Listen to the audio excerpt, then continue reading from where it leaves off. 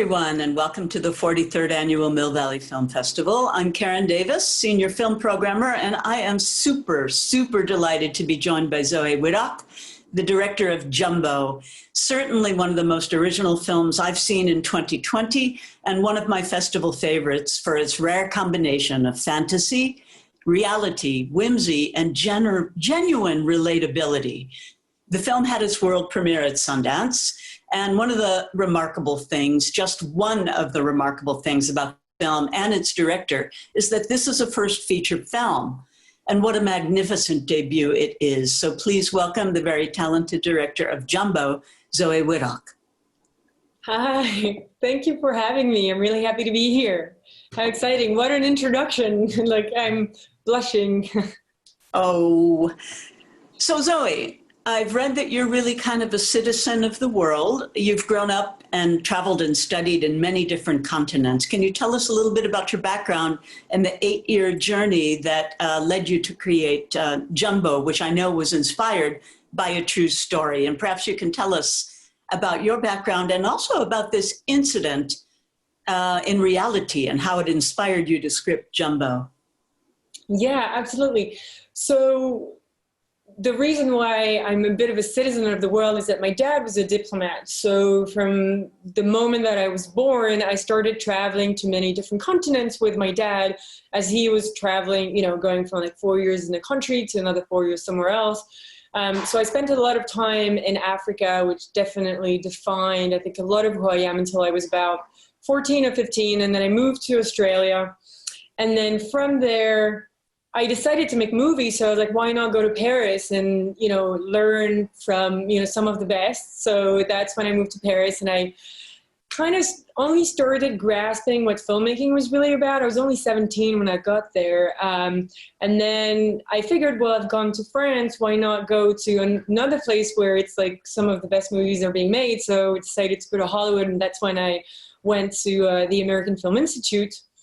And so I did my master's there, and it's right at the end of my time in Los Angeles that I was actually reading an article, just reading newspaper like every day, you know, looking for interesting stories or just, you know, seeing what catches my eye, when I obviously caught my attention was caught on one specific article, which was about a woman whose name was Erica Eiffel, because she had married the Eiffel Tower. So then I was like, okay, well, this is, you know, one fascinating, strange story. I don't know how I should feel or react to this, you know, and I thought it was funny and and at the same time fascinating. So I was so drawn to that story that I was like, okay, I need to contact this person and just figure out what's in her head, you know. And after doing some research, I finally managed to reach out to her, to Erica Eiffel. And then when I talked to her, I was so surprised because I was expecting, to be honest, and in a way, a little bit hoping for someone really strange and a little bit, you know, a little bit cuckoo or something, that I was like, oh, this is going to be great material as well for enriching characters in the future. Wasn't even sure I was going to make a movie about this yet. And then when I met her, the strangest thing happened, because I realized that she was completely, I wouldn't say normal, but really grounded. And she had a very sensible way of explaining and talking about her story and talking about it as a love story. And that's when I was like, okay, I think there's a movie here, you know, because my first impression of it was that she was a freak, until I realized, I'm like, okay, well, she's strange, obviously, and she's out of the norm according to my standards, but her speech and the way she's talking to me about it makes sense as well, and she's not hurting anyone. So, you know, is there a journey where I'm not the only one going from, oh, she's just a freak, to she's someone that's interesting and different, and I should tolerate that, you know? And so I think that point of view was kind of where I felt like there was really something to tell about her, and to tell about her story. And then I didn't want to make it about the Eiffel Tower because it's static, and I wanted more fun as a director. So then I changed the story, because she's not the only one that fell in love with objects, like landmark objects. So then I sort of inspired myself by many other stories. And then I've always been drawn to the scenery of an attraction park and attractions and the lights and the movement and the sounds. And so it just sort of made sense that it would happen there and that it would be about this woman who kind of also, is seeking for those childhood sensations and emotions and memories while, falling in love with this machine. So has Erika Eiffel, well, first of all, how's the marriage going? Have you been in touch with Erika Eiffel? How's her marriage going to the Tour Eiffel? And has she seen the film? Yes. So to answer your first question, she's not with the Eiffel Tower anymore. Oh, no. You heard it here first. Yeah. So indeed, that relationship ended. But the fascinating thing, because when I talked to her, I was like, how come it ended now? Because when I first met her, it was in 2012, I think. And so now it's ended. And I was like, how is that happening? Why? Like, what?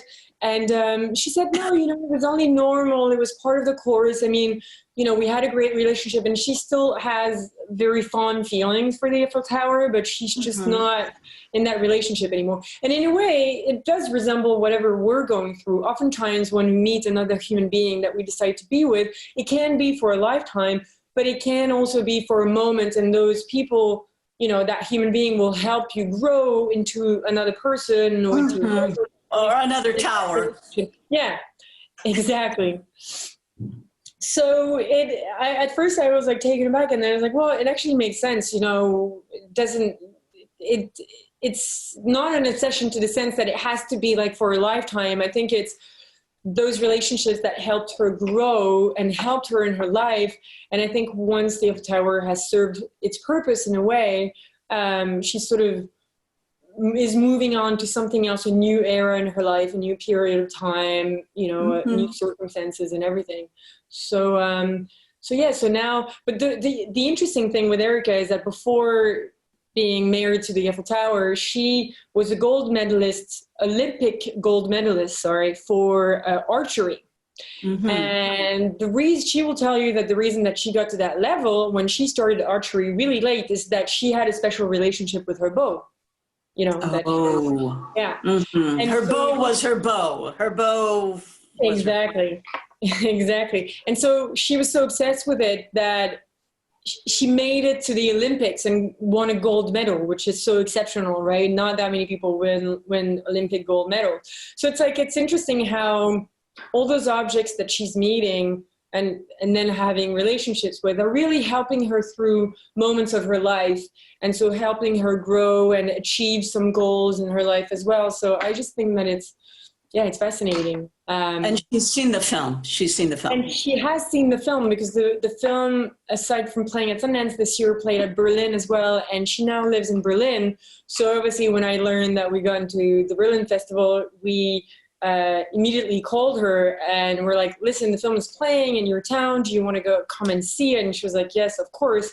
And then I suddenly got really nervous. I'm like, oh, what if she doesn't like the movie? This is a big screening room with lots of people. This is, it's a drama, and we really respect her feelings in that movie, but people also laugh and at her condition, and how and the movie allows for the laugh, because I think it's part of the story as well. But I was afraid that she might be offended by it, but the best thing happened is that she laughed with the people, and then she cried with the people. And she said, that in the end, the film really captured it, and she was really proud and really happy and very supportive of the film in the end. So I'm very happy. Wonderful. So let's pass on to a few questions about the film itself. And one of them that I have is about the remarkable cast.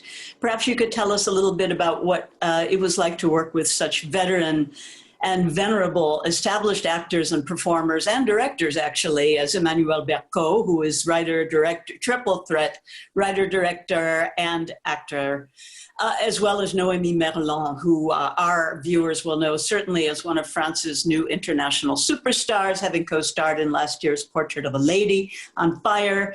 So how did you also find the two, in addition to those two actors, the wonderful male actor, Samuel Louvic, who plays Hubert, the mother's boyfriend, who has great empathy for Jeanne and her love, and also Bastien Boiant, who is a sort of a tragic, comic, wonderful character who plays Jeanne's suitor, the amusement park manager, who is also the main competitor for Jeanne's affection with Jumbo. Yeah, with Jumbo, yeah.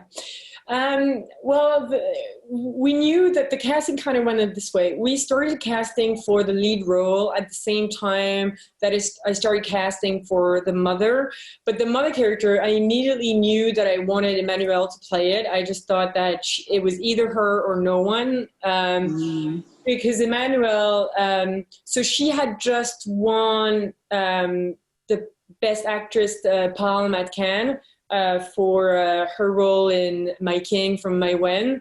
And she was so amazing in that. And I had seen her before, and she was in the back of my mind, but I hadn't really thought about her. And then when I saw this movie, I was like, of course, she's the perfect one. She has both this like intense, somber eyes, like very black, dark eyes, and at the same time, this laugh that can fill a room. And I was like, that dichotomy in the character is really what I'm looking for in the mother.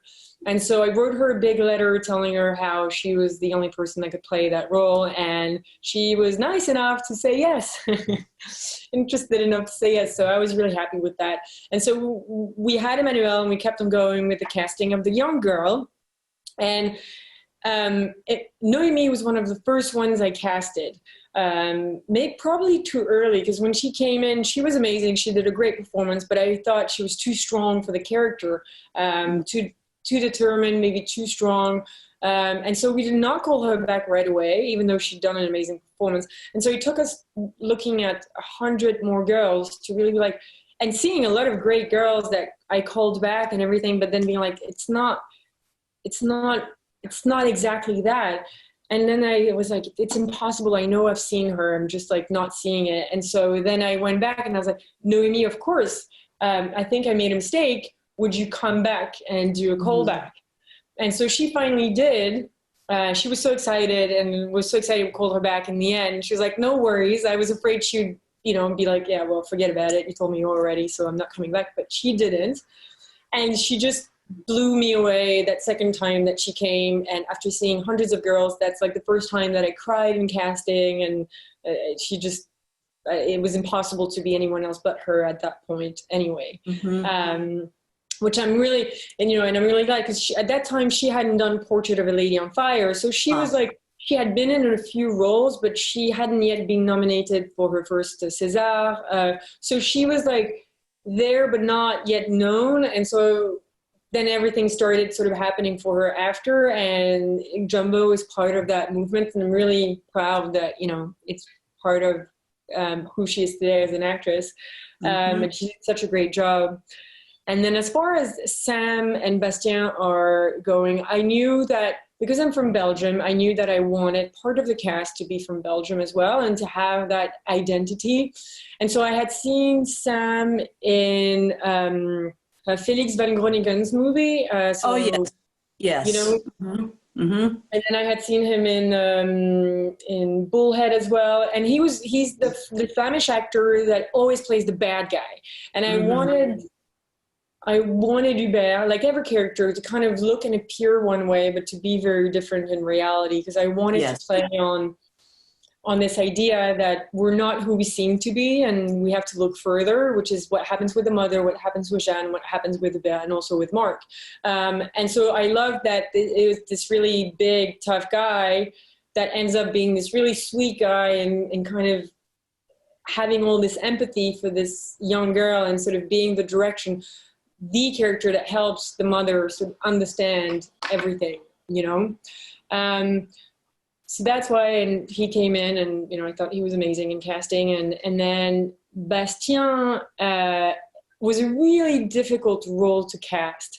And even once I had casted Bastien, it was a really difficult role to work on with him, because it, like you said, it's like tragic comic, and so you never want to be too comical, because we're in a drama, but you don't want him to be too dark, because then it would be evident that she could never fall in love with him, and that he was going to be the antagonist, and that was just too easy.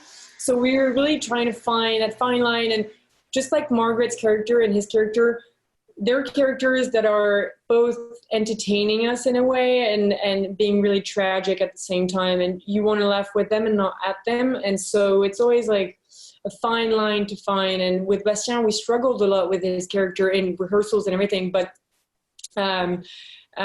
we always knew we were going to get it because I saw that in casting. And in the end, I'm really happy. I love Bastien. Hopefully we can work again together. So yeah, that was kind of the process, you know, very different for each actor, but yeah, I'm so excited about the cast. That's when you're working on a small independent movie, you need support anywhere you can find it, and to have like a solid cast that was very much, you know, hand in hand helping me and supporting me was essential to the making of the film, because, you know, when you don't have enough money, you're always cutting stories and scenes, and how do you still make the story work with cutting all these sequences? And that's when the actors become your biggest allies in the story, because they know the characters, they know what you can or cannot cut, they know what works, what doesn't work, and even if they don't understand it, they have instincts about it. So it's about me figuring out what are those instincts and making sense of them, you know.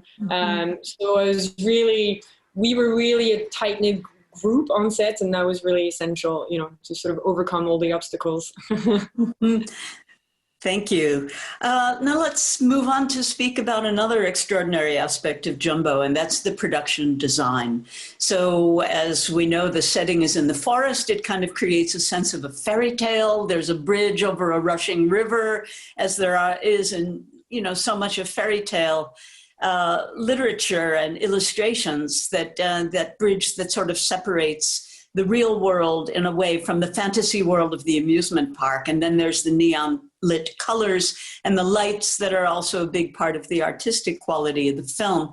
Almost a surrealist influence in a way, especially that remarkable black oil scene shot against the overexposed white background.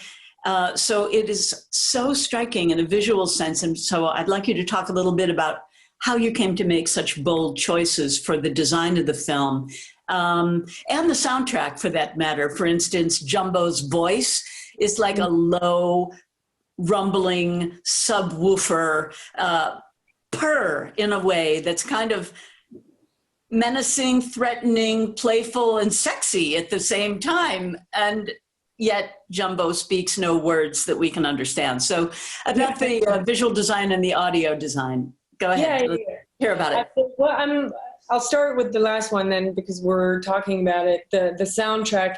I'm really glad you mentioned it, because that's something that really, really butts heads with, you know, in post-production. It was I had Maxence Dussel was the sound designer who did all the post work on that. And so he's really a French sound designer that's amazing, and I would work with anytime. He was so patient, because it took a first try, a second try, a third try, a fourth try, a fifth try to really get that right balance between the mechanical of Jumbo and the organic of Jumbo. And we were really always trying to make sure that it was something that was a bit of both and that was realistic at the same time. Meaning that, of course, it's fantasy, but we wanted that fantasy to be grounded in reality. So we wanted whatever sound he's kind of making to, in a way, feel like it could really come from that machine. If that machine was alive and talking to us, that machine would really talk like that. Instead of having, you know, and that was the same with production design. It's not having eyes and a mouth, you know, with that machine, but just having the machine as it is. And with the sound, instead of having words that are intelligible, to have those sounds that are both mechanical and organic, and find that right sort of in between, you know. So we spent so much time working on that, and Maxence was such a good play on that. And then in terms of production design, so we did the production design with William Abello, who's amazing and kind of crazy, and so was ready to follow me in every endeavor, which was great.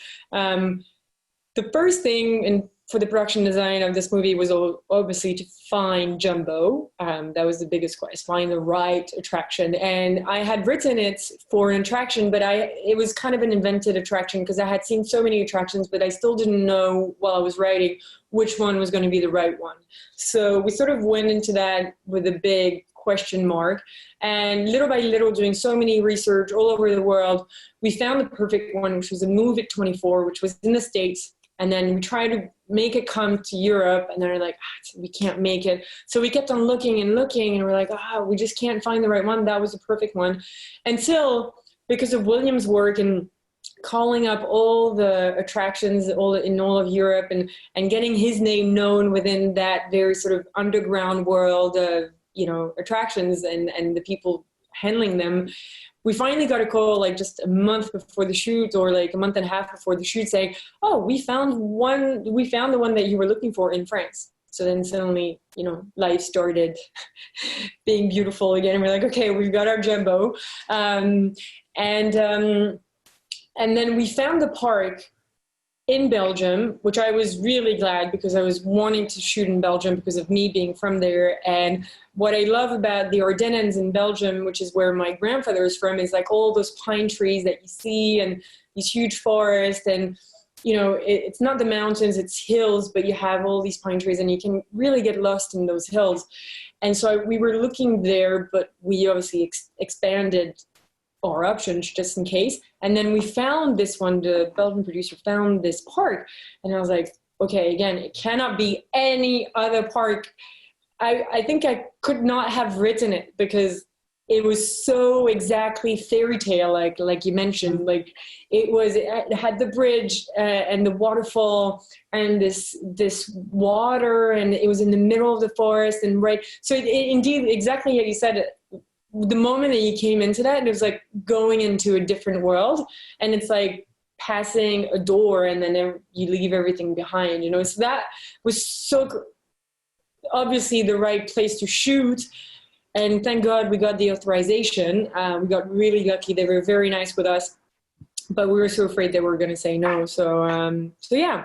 So then anyway, we brought Jumbo there, and then the work was, the good thing is that William, my production designer, was also an engineer, younger. So he was really good with making sure that we transformed Jumbo from an automatic machine into a manual machine. Because what we needed it to be was a puppet. But what we had was a machine that you push on a button, it goes, and then it stops. But we needed to control it, both lighting-wise, movement-wise, speed-wise, And so William did an amazing work of rewiring the machine so it could all be manual for all of that, and we had total control over the machine. I mean, there was a lot of constraints, but still we had control over that machine. So that was the most brilliant work he did. And then like the sound, the whole work of the production design was make it magic realism, meaning have some part of fantasy, but always grounded in reality, and not like go overboard in the fantasy and not be too social either. So it's like always finding, whether it was the costume, the production design, the makeup, finding the right balance between pushing just the reality a little bit, but keeping it real in the performance of the actors, keeping it real in the message that we're sending out, and never really going too overboard. So we believed in it, in the reality of it, Mm-hmm. Yeah, extraordinary visual and audio. And thank you so much for the explanation. It answers a lot of my questions. And let's move on to a question about the theme. And it might be a little bit of a strange question, but you have referred to this film as kind of a modern take on love and its infinite possibilities. I read that in a director's statement from you. And so when we were finding a way to fit the film into our program, it led to some very interesting discussion about non-binary identities and queerness, actually, in the fullest and most inclusive sense of the word queer. So I'm wondering if that was something that you actually had in mind to explore. I mean, Jumbo is kind of a coming out story, let's say, and it really shows us that love is love, right? I mean, absolutely. No, I completely agree. I mean, my take on it is that I can definitely see this journey being the same as any queer person needing to make their coming out to their families, which is, I'm different than what you expected of me. I do not love the way that you expected me to love. I love differently. So will you please accept me for who I am and not who you want me to be, which is the journey of anybody. And interestingly enough, I think a lot of people do want to fit the movie within that world of, LGBTQ community. And a lot of friends of mine from that community completely agree, but I did talk to one or two people who were like, you cannot compare, this could be insulting to compare. And I'm like, well, it's interesting that you have that thought process, because that means that you think that she is not as deserving of her love as you, which is an interesting question. I'm not going to condemn anybody for thinking that. I just think it's interesting to question yourself when you have that thought process of being like, her reality of love is not as comparable to my reality of love, Mm-hmm. And I think that's where the films, I guess, lies, where it kind of says, well, maybe it is the same, but I can understand that people from any community will question that, even from the queer community, even though I think the vast majority, on the contrary, the vast majority will come to me like, oh, it's like, I just felt exactly the same way when I had to do a coming out. And it's so strange to even push myself as someone who's had to fight for their way of loving, to have to push my vision of love even further. And they thought that was interesting. So, mm-hmm. Yeah, I'm sure many more interesting conversations on that theme will be sparked by the film within everybody who views it. So this has been a wonderful conversation. So maybe you can tell us a little bit about whether you have a moment to be writing anything or thinking of new ideas, and if so, what are you working on now? I have. I mean, sometimes it's a little hard to write with Jumbo going all over the place, but yeah, I'm definitely trying to focus as much as I can on writing. So my main project right now, like, I can't really talk about it, but it would be a feature, I think, that would be set in the US in English. So not in French, but I have another idea, but I haven't pushed it as far yet in French. So hopefully, I think that the next steps for me is, because I work both in English and French, to be continuing making films in both languages, and so for now I'm still in the feature world. We'll see where it takes us, I think nowadays there's so many different avenues that you can go, but yeah, I'm kind of taking it as it comes and just writing as much as I can. Well, we want to go for that ride with you, Zoé. Yeah, cool. Forward to the next attraction, so to speak. Yeah. Thank you so much for sharing your time in your amazing and wondrous new film, Jumbo, and for joining us at the Mill Valley Film Festival. Thank you, really. Thank you for having me, and thank you everyone for watching and being here. Bye.